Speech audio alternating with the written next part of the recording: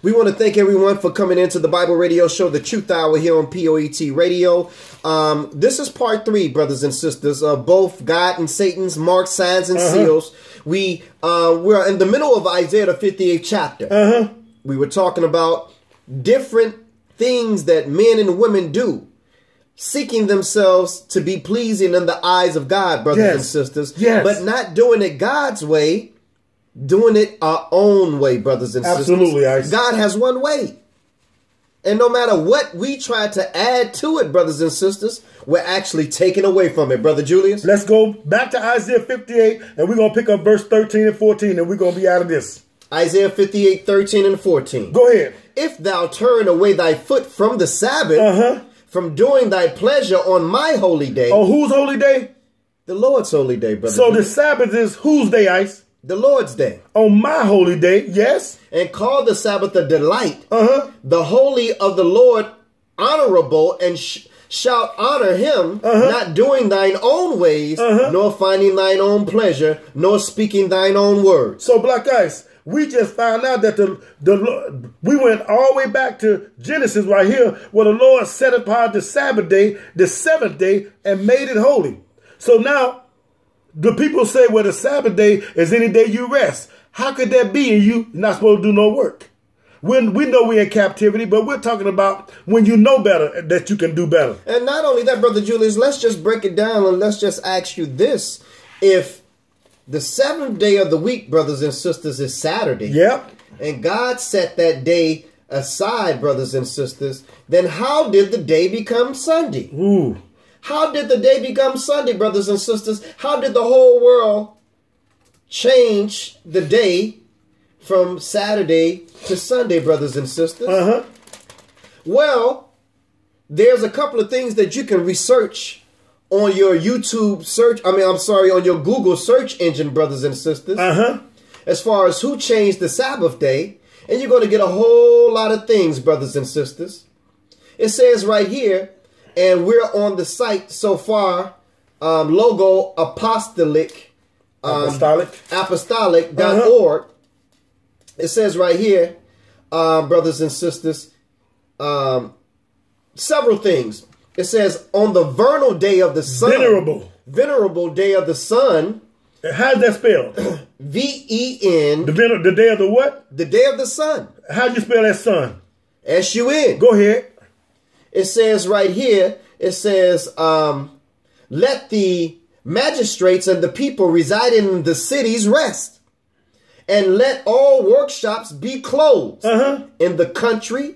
However, persons engaged in agriculture may freely and lawfully continue their pursuits, because it often happens that another day is not so suitable for gain sowing or for vine planting, lest be neglecting the proper moment for such operations, the bounty of heaven should be lost, given the 7th day of March.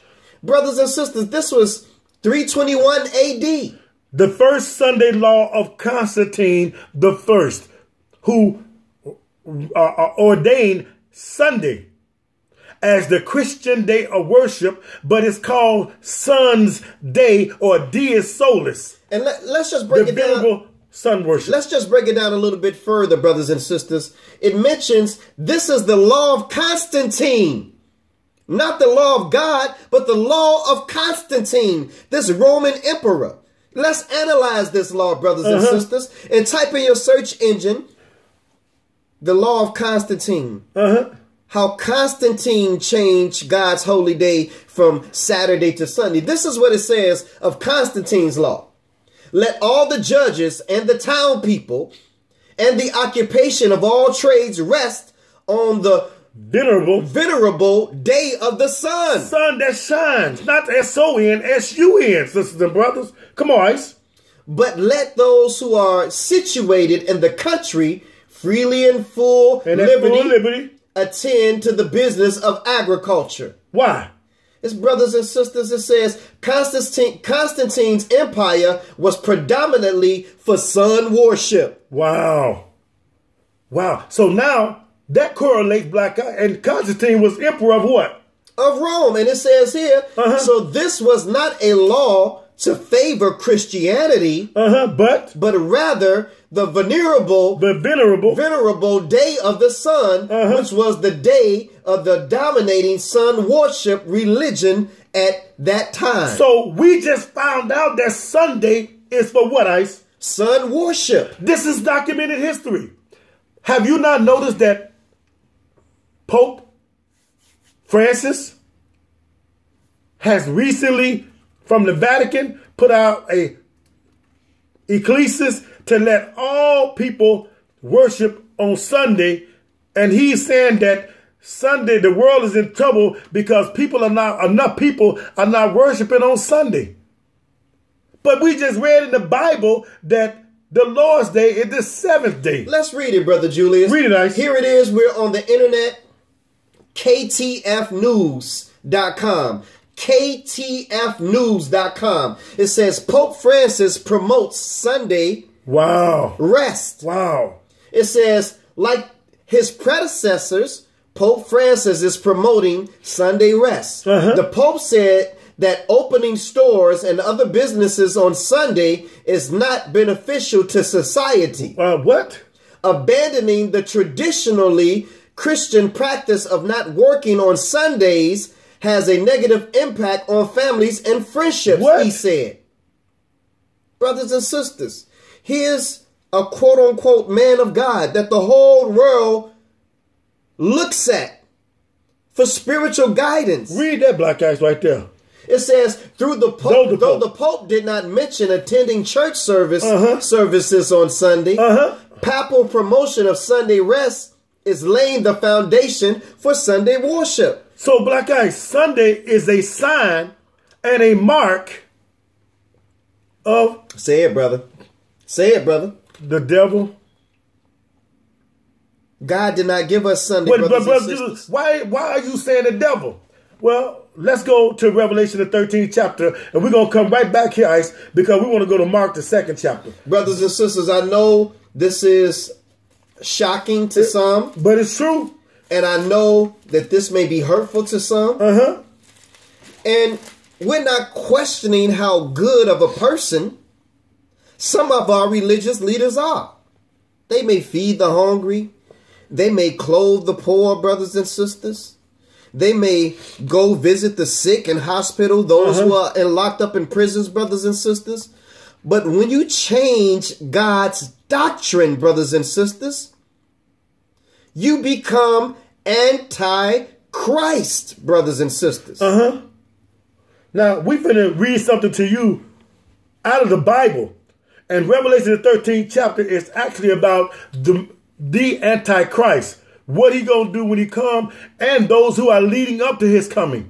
He is a man, and he's probably most likely on the scene right now. But we got to continue to wait to see if he's going to continue what he's supposed to do. Revelation 13, Black Ice. Now, this is end time prophecy, brothers and sisters. We're in the last book of the Bible. This is end time prophecy. So these things has not happened yet, but we're giving you a sign. A sign. We're giving you a sign to look for so that you would know the sign of the time and what you need to do and what to expect, so you won't marvel at these things when you begin to see these things. Revelations chapter 13. Verse 1. And we're going to skip. And I stood upon the sand of the sea and saw a beast rise up out of the sea, having 7 heads and 10 horns, and upon his horns 10 crowns, and upon his head the name of blasphemy. Now, what we're reading is about ancient and modern Rome. Ancient modern, the Roman Empire, which is the beast with 7 heads and 10 horns. And then on this side of it,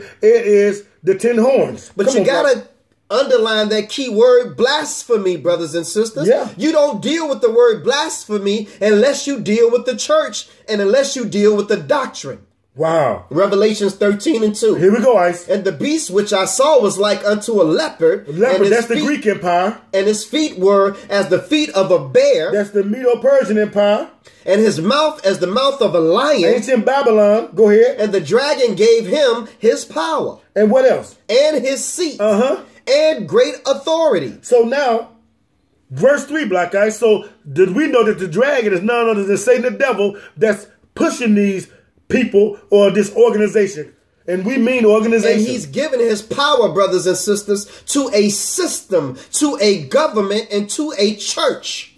Revelations 13:3. Come on, Ice. And I saw one of his heads as it were wounded to death. And his deadly wound was healed. Rome was prophesied to rise and fall 10 times. 10 times. Now she's back. She's back in the 10th time right now, but in the form of Western Europe, which has 10 heads or 10 power nations. And whether you know it or not, brothers and sisters, that cross, which was given to you by a Roman Emperor Constantine, right? If you go to a church that has Sunday as a set-aside day of service, right, and a cross as its symbol, brothers and sisters, put that in the center of your column.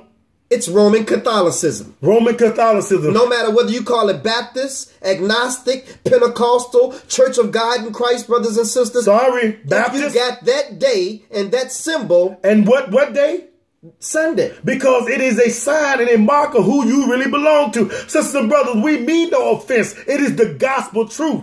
Watch this, Black Guys. So now if you're worshiping on Sunday, continue to read, because the book said that the deadly wound was healed. In other words, now this Pope is, and the predecessor before him both made apologies for the atrocities that they did on the world during the Inquisitions. How the church persecuted the Protestants. Now she wants the Protestants back. That's why all the big time televangelists and spiritual leaders of the United States have to go over to Rome and meet with the Pope. This thing is happening. On your own, research the Pope's itinerary for all of 2014. It was a recovery mission, Ice. Who wrote Purpose Driven Life, Brother Julius? I don't want to say his name, but it's Pastor R.W. I'll say that. And who did he meet with, Brother Julius? The Pope. He met Pope Francis. Pope Francis. Whole lot of charismatic leaders met with Pope Francis. Isn't it interesting how John Boehner, brothers and sisters, the Speaker of the House, met with the Pope, invited him to speak to Congress? Wow. And then after his visit, stepped down? You don't think that that's a coincidence? How is it that Cuba freed, the United States and Cuba are back into good relations? The Pope orchestrated that, brothers and sisters. Go look at his itinerary. Revelations 13. Revelations 13. And how much time we got, Black Ice, on this segment? Brothers and sisters, this is part 3. Thank you so much, Brother Julius, of both God's and Satan's marks, signs, and seals, brothers and sisters. We're getting good. We're getting deep. Tune in for part 4. Stay tuned.